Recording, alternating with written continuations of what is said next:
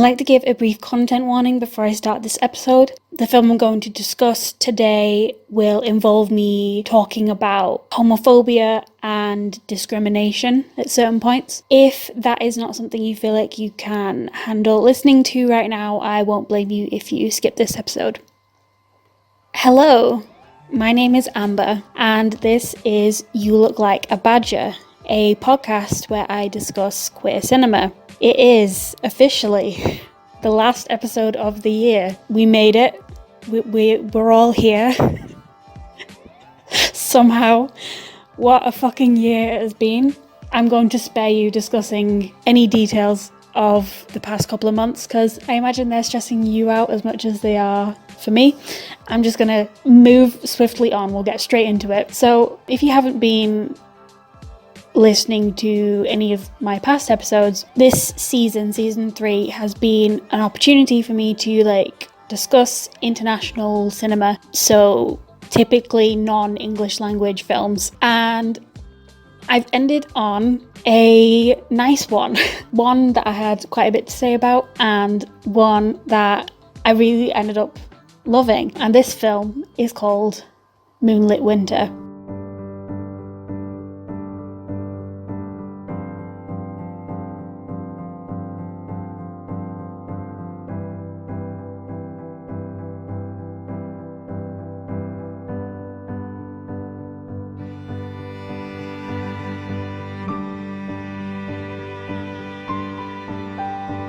Moonlit Winter is a 2019 South Korean romantic drama directed by Lim Dae-hyung that incites because Se-bom, a teenage girl preparing to go to university, opens a letter meant for her mother, Yoon-hee, detailing the intimate thoughts of a previous love, June, a vet now living in Japan. What we come to learn is that June did not send this letter. This was June's aunt. Both of these women have refused to be in contact with one another despite knowing each other so well, and Se-bom is determined to parent trap them into confronting their past together. Slow moving and at times impenetrable, I believe this film is an excellent depiction of queer repression and the way our environment stifles our desire for the sake of maintaining the family unit and heteronormativity. This film won a lot of awards in Korea and was nominated for several others as well. So it won the best film at Florence Korea Film Fest and at the 40th Korean Association of Film Critics Awards. It won Best Director, Best Screenplay, Best Soundtrack, and it made the top 10 films of the awards, which is amazing. However, this film does not have a Rotten Tomatoes score, which is something that has occurred a couple of times on this podcast. It is my fault for picking films so obscure, apparently. Treasures can be found at the bottom of the ocean, I guess. I don't know why I decided to create a new idiom, but there we go. In spite of not having a Rotten Tomatoes score, it does have a Letterboxd score of 3.9. Let us read some reviews from Letterboxd to see what people have thought. So this first review is from user Oppie, who says, "How can a movie be so cold and yet so warm? I'm sobbing." Not to sound patronising, but I think that might be a little bit of the point of the film.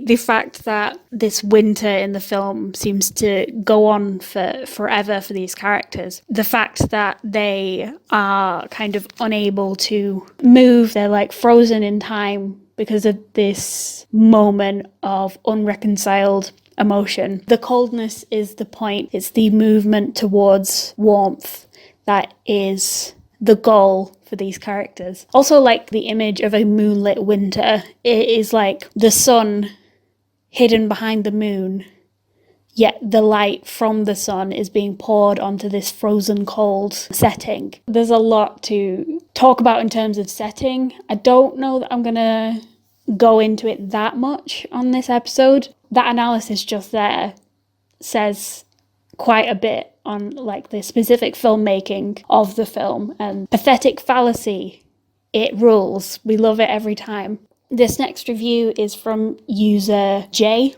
They just go by J. just the letter J, who says, a subdued story of separated lovers juxtaposed by the timid phase of a heterosexual teenage romance. Moonlit Winter is a stark portrayal of mourning. Mourning for the loss of love, the loss of a beloved, and the loss of oneself. I do find the grief aspect of this analysis interesting, because in a lot of ways this is an element of the film where Yoon-hee and June kind of can't move forward. They feel like perpetually stuck in themselves. So in order to be set free, they have to grieve the loss of what they didn't get to have with one another. I think sometimes mourning and grief, they have very negative emotions attached to them, where I think the end of this film is very much hopeful. Being as spoiler free as I can be with that, I don't believe this is a very deeply soul-shattering sad film. I think it's a film that is looking forward to the future and is more hopeful than where the characters started at the beginning. And this last review is from user Lily. Finally, representation for lesbians who love a good winter coat. I'm always saying this. I do prefer the colder months, mainly because I get to wear something that has just pockets attached to it. I don't have to worry about my trousers just straight up just not having pockets, because it's a nightmare. A big winter coat where I can put all my stuff and also stay warm is just great. And I genuinely believe that so much of what works about this film is being able to escape into a cold climate whilst not actually having to be there, amongst, other stuff. Yeah, I think we can move on to the analysis. But in order to do that, I am going to have to talk about details of the film. If you don't want this film spoiled for you, then go and watch it. I can tell you for free that it is on Tubi, so you can just watch it for free. I mean, there's ads, but you can just watch it and it's a good time. So go watch the film because it's a good film. But then come back and we'll talk about it together.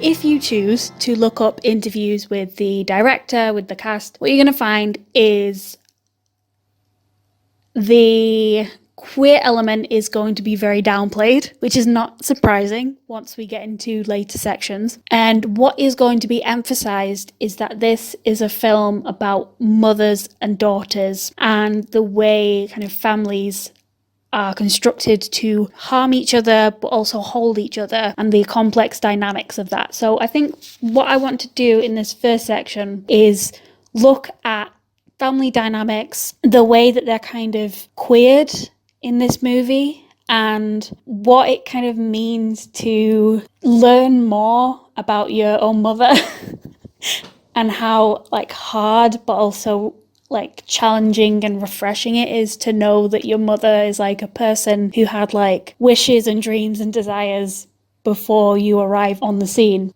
The love that emanates from Sae-bom, who for all intents and purposes is looking to cure her mother's loneliness before she goes off to university, and the massive task that she set herself of trying to do this. This is paralleled with June's aunt, who similarly is trying to force June out of her self-contained life where she is unable to express herself. The two actions that kind of set off this manipulation that is done with kindness in mind, is done to get these two characters to feel the feelings that they want to feel, is that June's aunt sends a letter that June did not intend to send. She has seemingly been writing letters to Yoon-hee over the years expressing how she feels, and she has not been sending them. So June's aunt finds a letter on the desk and just chooses to send it. And it's not talked about, really. That is a big part of this film. Many of the characters do not state their intentions out loud. They simply take action and are like, this is hopefully going to shift something loose. But I do like the idea that you kind of just have to be paying attention to what's happening, because the plan kind of just unfolds because June's aunt, who I don't think is named in the film, but I could be wrong about that, so I am sorry, and Sebom both take actions that at first seem confusing, but once the film goes on, you're like, oh, they're trying to like make sure that the people they love are happy, which is so nice. So yeah, June's aunt sends this letter, and Sebom opens this letter and then constructs a plan around getting her mother to see her old girlfriend without her knowing. So I think it's interesting that in an interview with the Korean Film Council, the director said, I didn't want to create an archetypical looking mother figure like the ones that are still perpetuated in media. You know, the traditional mother figure who makes sacrifices for her husband and children. And I think this is interesting because the entire film is kind of there to deconstruct Yoonhee's like self-sacrificing nature, because she even says out loud that she lives for her daughter early on in the film, and the entire film is her realizing that she doesn't have to do this, that Sebom is letting her go, is allowing her to be her own person, is not like asking her to lie flat on the ground and allow Sebom to walk over to the next opportunity, that this is going to be a mutual goodbye. It's not going to be forever, but it is going to be like this pulling apart that can be very painful when these traditional gender roles are in place. We're kind of expected as a mother to feel a lot of pain and sadness and loss at like an empty nest, where Sebom is like, no, you don't have to. You're not obligated to perform this if it's not something that you feel. Like, I'm not expecting this from you. I want you to have a happy life even when I'm not here. I think that's really sweet and beautiful. It's a really good part of the film. I also like that it is the daughter who is acting out of a sense of responsibility and not the mother kind of being the active role in this. In many ways, Yoonhee's passivity is a problem to be solved. I know for like Asian women in movies, it can be like a really transgressive thing to be given the permission to act, because I think that there's this kind of meekness and passivity that is expected of Asian women, and I am kind of talking in very broad strokes, and I apologize for that, but in terms of like the very limited representation that Asian women get in cinema, it's not a stereotype that is associated with agency. And I know that that's true for Korean cinema, at least of the ones that I've seen. I've obviously not seen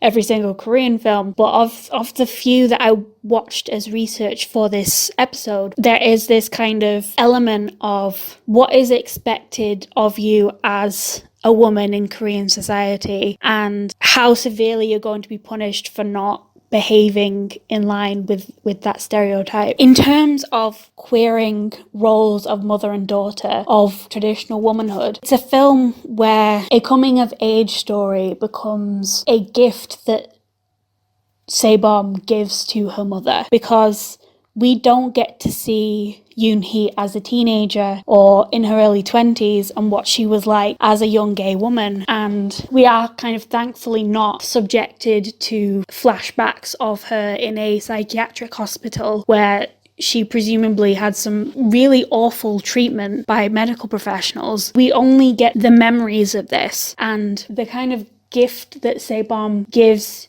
to Yoonhee is one of freedom. And it's not like freedom from society. It is the freedom to not hang on to pain that is stifling your happiness.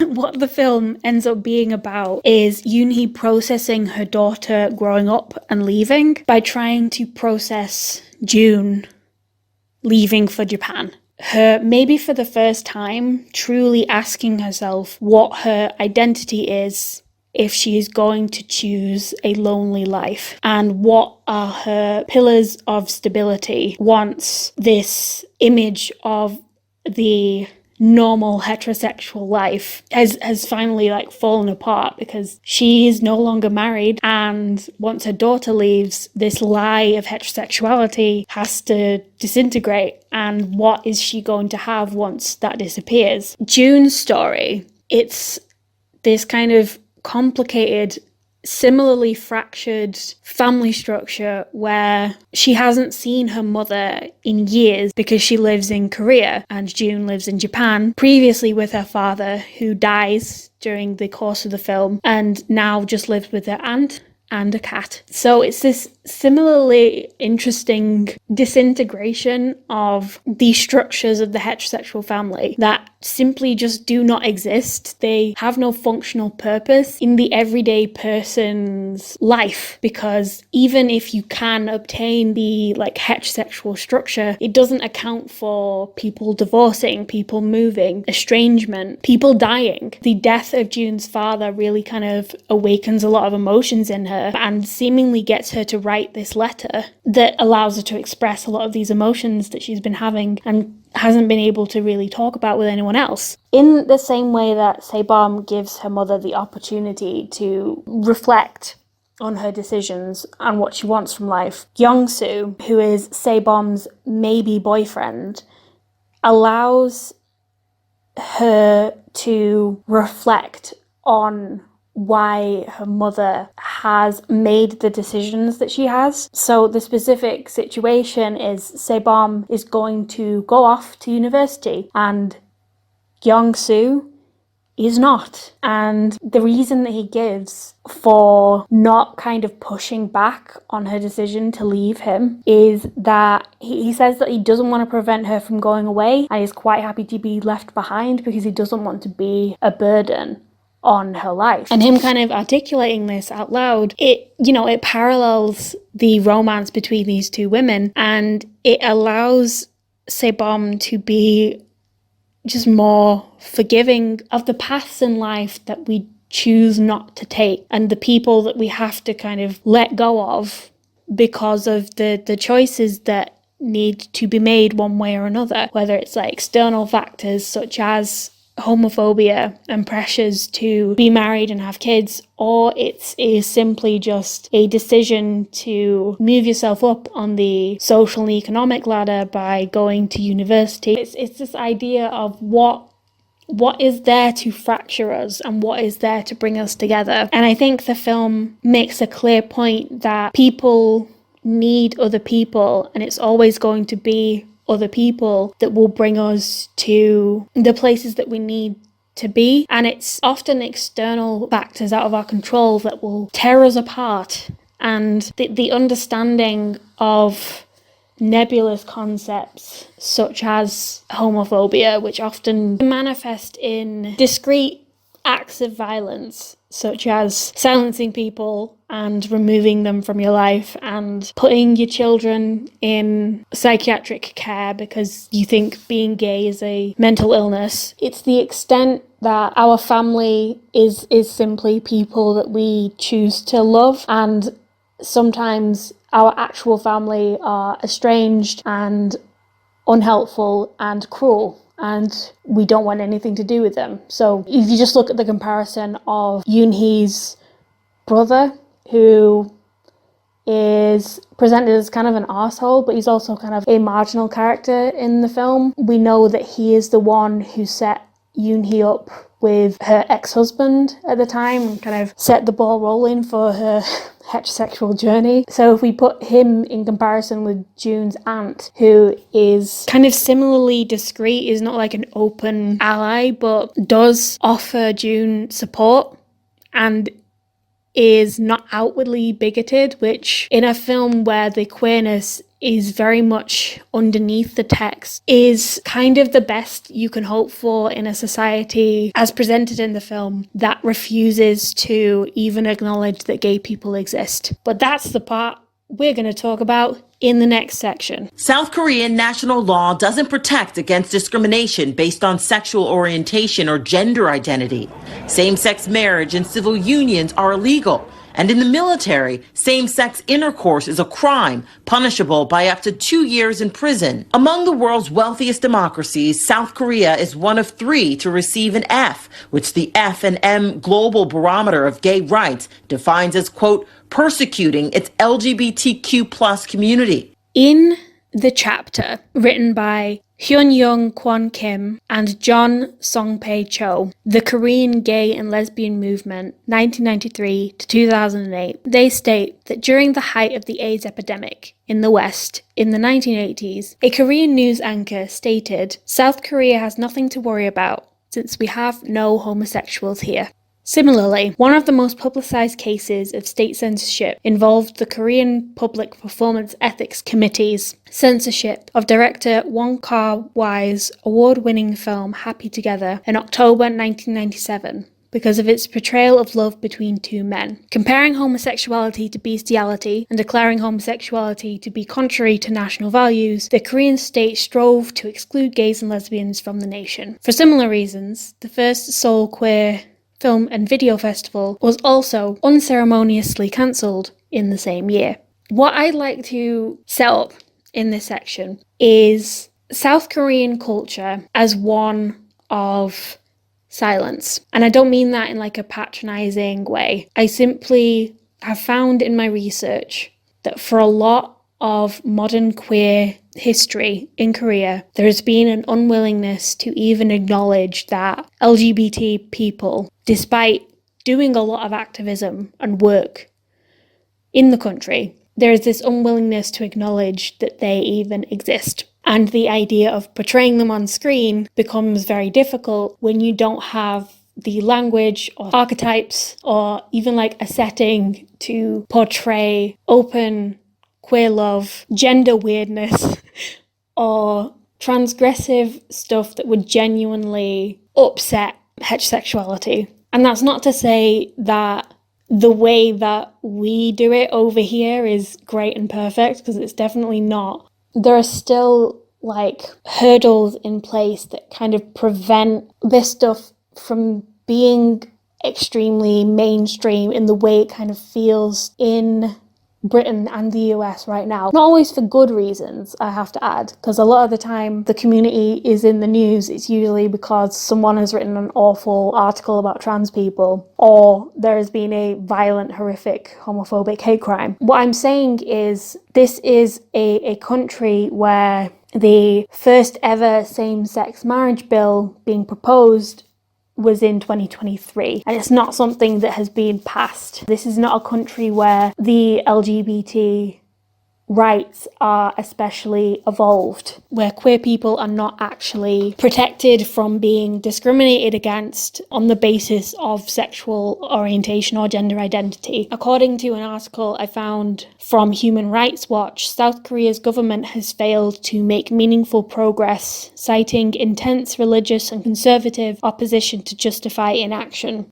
Despite long-standing advocacy efforts, the National Assembly of South Korea has yet to approve a comprehensive anti-discrimination law, leaving LGBT people vulnerable to being fired, evicted, or mistreated because of their sexual orientation or gender identity. Now, why do I bring this up? Well, because it's been kind of a theme for this podcast to give a history lesson at the beginning of certain sections. I thought I'd diverge a little bit here, because what I mainly wanted to do with this section is kind of contest the criticism that I did see pop up a little bit when watching this film, which is that this is a film about 2 lesbians and they never touch each other, like at all. And what I wanted to counter is that this is a film from a country where even talking about queer people existing feels incredibly new and incredibly transgressive. Now, that's not to excuse the kind of timid portrayal that I think often straight directors take when discussing queer themes in their movies. a variety of queer themes is essential for the people in the audience who do not identify with the narrative of I found the love of my life and everything is happy and great now. There has to be space to discuss repression and how that has kind of influenced the way people live, and queer loneliness, because it's not an uncommon emotion.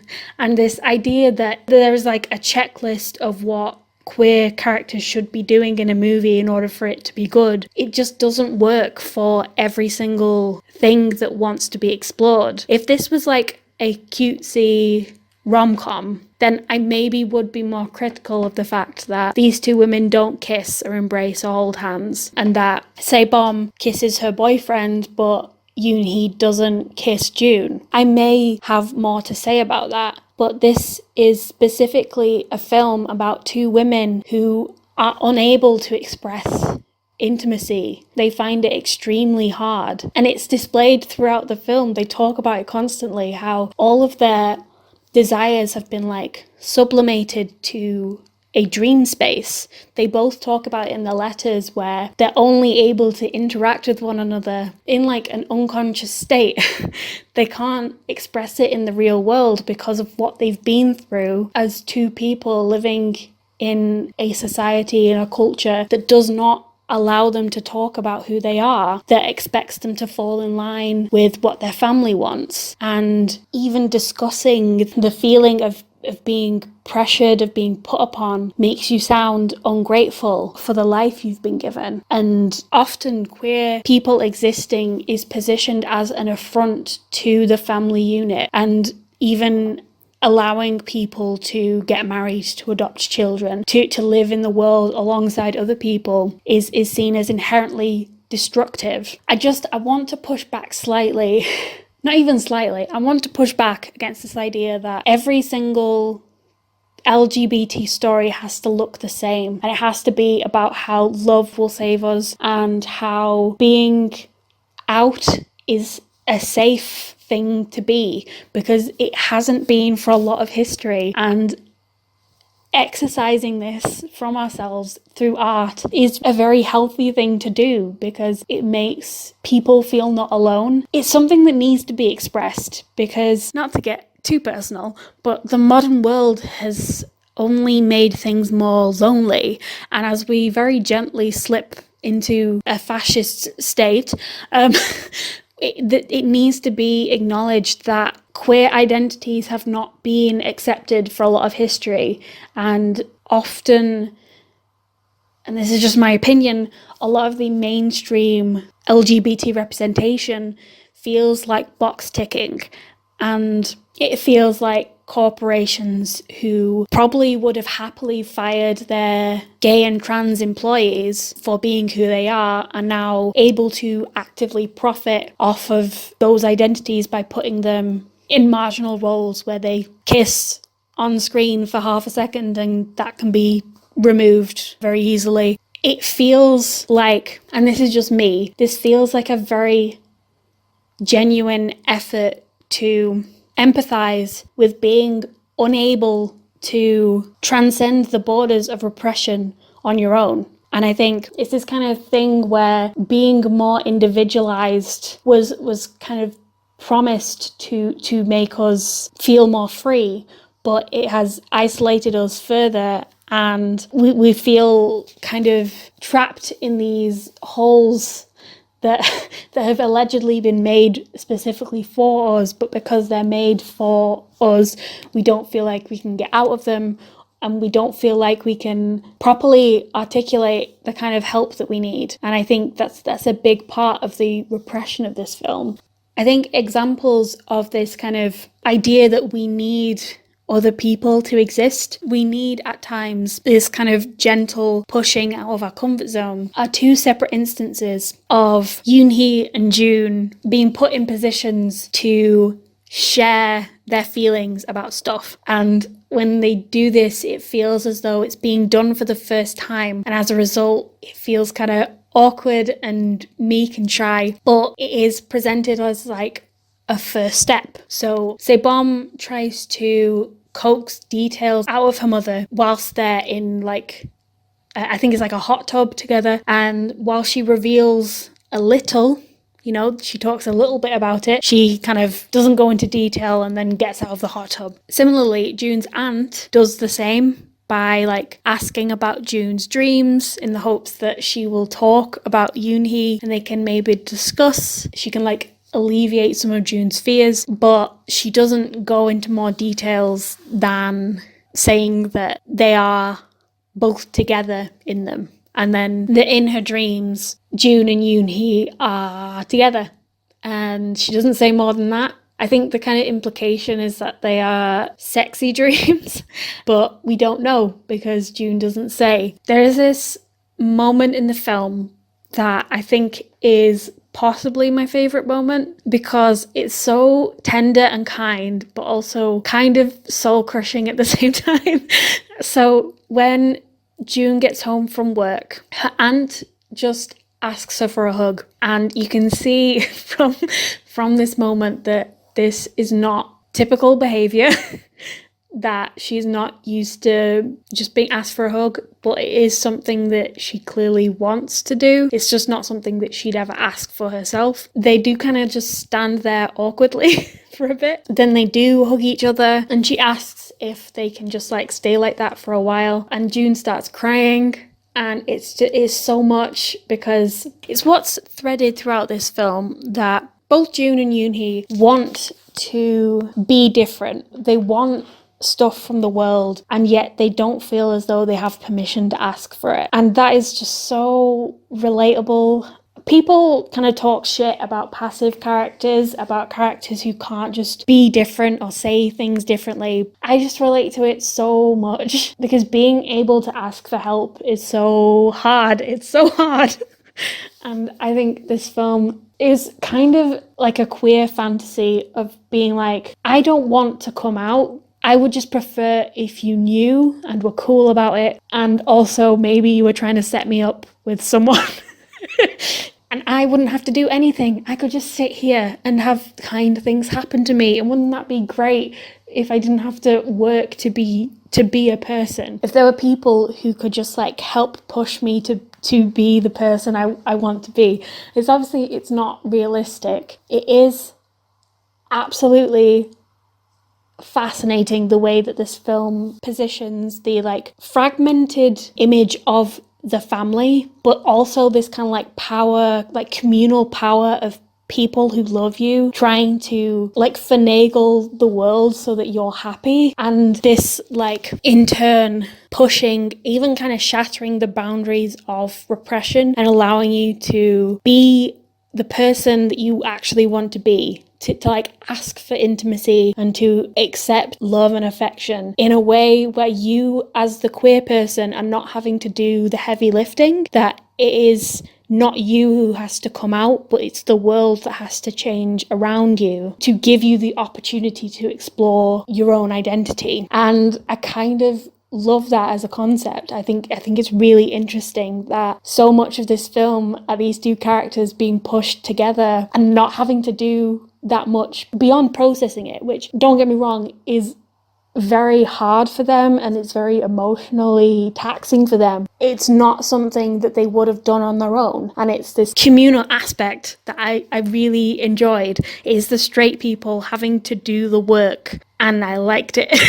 Similar to what I've been talking about in terms of repression in like the literal language of the film, where so many of the conversations in the film kind of feel deliberately vague at times, or like they're being obtuse on purpose. But I think it works within the culture that the film sets up of literally not having the language to talk about what it is that you want to talk about. So as a result, all of the characters are having like roundabout conversations where they're very clearly trying to let the other person know that what they're feeling is valid and okay, because they felt that way too. So as an example, June's aunt talks about how she still thinks about someone that she dated years ago, where their relationship only lasted like 6 months. And I think this story in a way is meant to be a very like subtle validation of June dwelling on this relationship she had when she was younger that didn't progress really past anything serious, that it's okay that she has kind of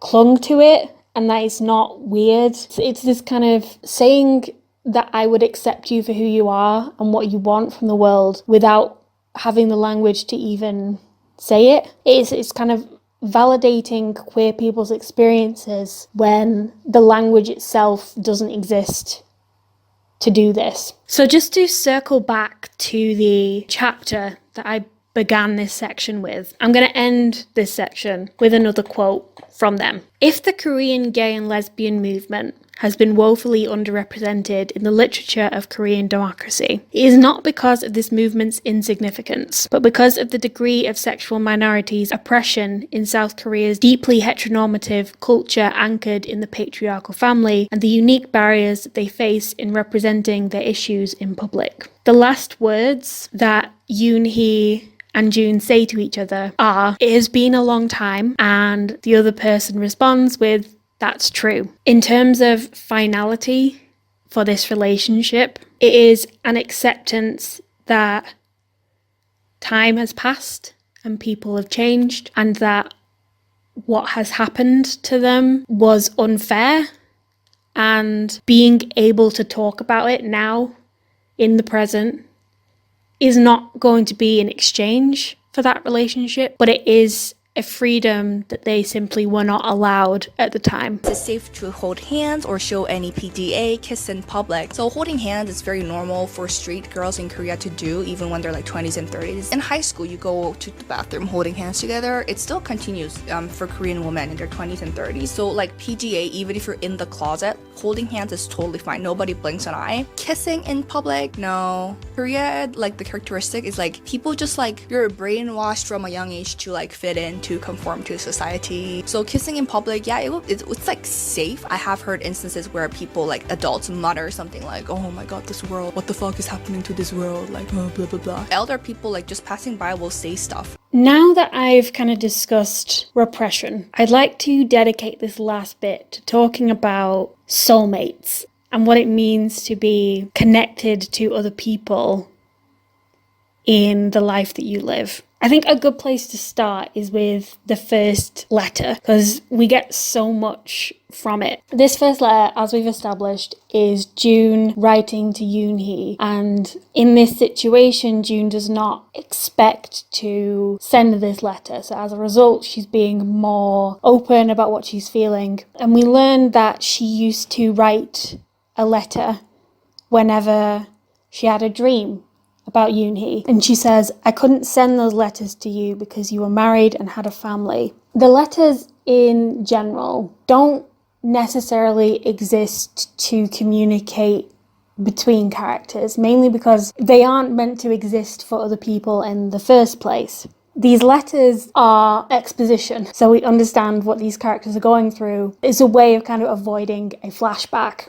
They're also an exorcism of emotions that obviously can't be felt, and they are an expression of the deep subliminal connection between people who have had a profound effect on each other's lives. So June goes on to say, "I'm not ashamed of writing this letter to you, and it always feels like the first time whenever I write."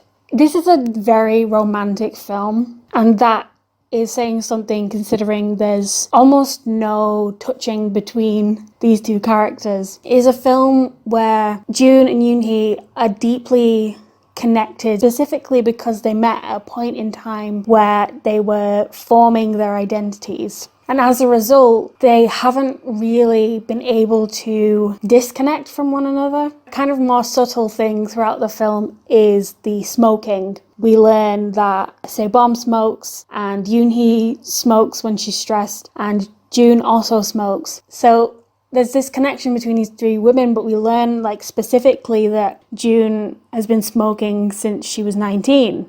And that was around the time that June met Yoon-hee. So we can like infer that this has been like a deep influence, like an addiction, So it's presenting like the idea of a soulmate is someone that you literally cannot be free of. It's someone who's going to haunt your dreams and get into your blood like nicotine, and you won't be able to get them out again. Considering the plot of the film, where Sebom is like tricking Yoonhee into going to Japan and not telling her anything except that they're taking a trip together because that's what mothers and daughters should do. When Yoonhee is in Japan, of her own volition, before she even knows what Sebom's plan was in the first place, she goes to June's house. And this is like another inference that the film doesn't try to explain to us. It just lets it play out. The fact that 20 years later, Yoonhee, one, like knows her address. So either June has been living in the same place for 20 years, or Yoonhee has been keeping track of where June is. And I think the alternate theory is that Yoonhee specifically did some cyber stalking and found out where she lived. Either way, Yoonhee is immediately drawn to seek her out. And this is without Sebom's intervention. They don't interact in this part of the film. In fact, she hides from June behind a wall. But it's this kind of like deeply sad thing where she clearly knew where June lived this whole time and has not had the courage or possibly the money to go see her. And it's this deeply kind of affecting part of the film where she gets like a taxi home and she's just crying in the taxi because of how overwhelming seeing this woman is for the first time in 20 years. Yearning has kind of become like attributed to the queer experience. It's been very memeified at this point. This idea of wanting someone that you will never be able to realistically be with is relatable, I think. And I think it kind of ties into the whole soulmate idea of this is someone I'm connected with, but because of how the world is, it's not someone I could ever truly be with. And as a result, her life with June is relegated to the subconscious and like fantasy space, the dream space, in the same way that it is for June. They only really exist for one another in that space. We see like an example of this when Yoonhee just kind of goes to a bar during the trip, and she ends up like chatting to the bartender and making up this story of meeting up with an old friend for dinner and saying that they went for a stroll and then went to her house just to see where she lives. And it's this kind of very mundane fantasy that becomes the ultimate like source of anguish, because even this like small casual act of intimacy, of simply being able to go to dinner with someone that you love, feels so out of reach, to the point where even making up a story about it seems kind of absurd. Like, wouldn't you go all out and make up something more interesting about yourself? Why would you tell a story like this? But it's this mundane fantasy that Yoonhee has not had access to. Even the smallest things in life feel so out of this world, so fantastical, that they end up causing more emotional pain than something as more blunt as like having sex with this woman, or even like getting married. Like even those fantasies feel too on the nose and not where your mind would go if you wanted to appear to be a normal, competent person who is able to hide behind a facade. It's these small things that we tend to ache for when the big things feel entirely inaccessible to us. To like round out this section, in the same way that the film kind of does, the last part of the film is dedicated to Yoonhee's letter in response to the letter that we heard at the beginning of the film. And within this, it is clear that Yoonhee has reciprocated kind of everything that June has expressed. And in the same way that June is able to articulate her dreams about Yoonhee, Yoonhee uses the letter at the end of the film as a way of forgiving herself and forgiving June, and reassuring herself that her life as a lesbian does not have to be one of punishment. It can be a very hard lesson to internalize when you're someone whose entire identity has had to be sublimated for your entire life. So being able to go from thinking of June on your wedding day, or praying that June is going to be happy at the same time that you are, being able to live your life in the material world is something that I don't think a lot of queer people throughout history have been able to do. So being able to once again exercise these feelings, articulate them, and then hopefully abandon this sublimated fantastical world and live a life in the real world where you're not confined to dreams and prayers and thoughts, but to speech and to human connection, I think is a really powerful way to end the film. And it's why I find the ending of this film very hopeful in a way that I think a lot of romantic drama-based queer movies struggle with, especially when coping with the end of a relationship or the end of a connection. In order to not be boring and often to appeal to straight people, these kinds of films will end in horrific tragedy or melodrama, sometimes death or great acts of violence. And to have a character just express that they had these feelings in the first place and then move on from them and hopefully live a more quote-unquote authentic life, it feels very influencer for me to say that, but what I'm getting at is that it's one where you no longer have to hide. And I think that's a really powerful way to end the film, especially in a country where hiding has been and kind of continues to be the only way to avoid violence and discrimination. And it's kind of similar across the world, unfortunately, as I've learned across this season of the podcast, as I have learned living in a country that feels more and more transphobic. Living out loud in the world is really, really hard to do. And if you get the opportunity to do it, then you should definitely take it. With that said, that very inspirational end to that section, I'm going to ask the question, does this film look like a badger? I don't think so. I mean this honestly, I think it's one of my new favourite films. Films about the legacy of gay repression are really important, and I hopefully have been able to refute the argument that this film is bad because the characters don't kiss or touch each other, especially when the film goes out of its way to explain that they are the most repressed humans alive and have led their lives with homophobia hanging over them. The fact that Sebom is the one pushing them together is evidence that the modern world has to reconcile with its very homophobic past, as she is the younger of the two main characters, and hopefully attempt to move forward as one with human beings in mind and not outdated standards. I will say that this film will probably unfairly be categorized as cozy. I found many Asian films that have good cinematography and are set on particular seasons get confined to cozy or a warm hug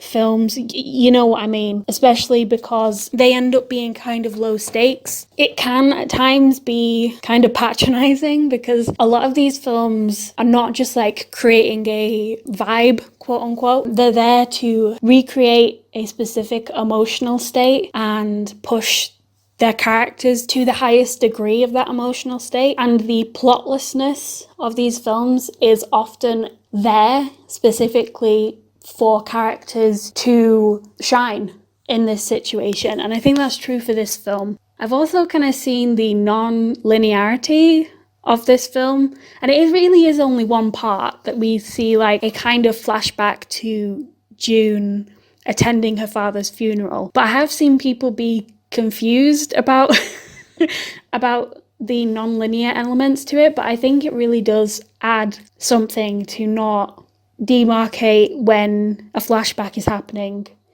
because I think at times they can feel expositional in a way that is annoying, and I think the letters take care of. So I enjoyed that bit. I sometimes prefer films that are non-linear, but it might be confusing at times. Other than that, I really enjoyed this film, and I'm very happy about that because it's the last episode of the year. I would have hated to end on a bad one.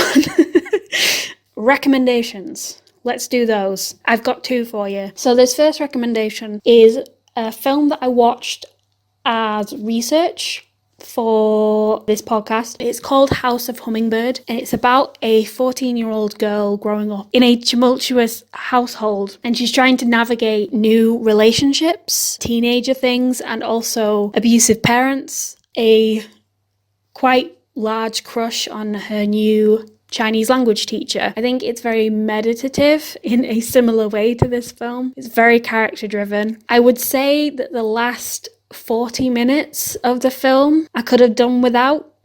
However, it's definitely worth a watch. I know from other reviews that it made a lot of other people very emotional, and there was like a lot to like about it. I think it was the director's first feature film as well. I am curious to see more from her. The second recommendation is another Korean film, also gay, very, very different to this film.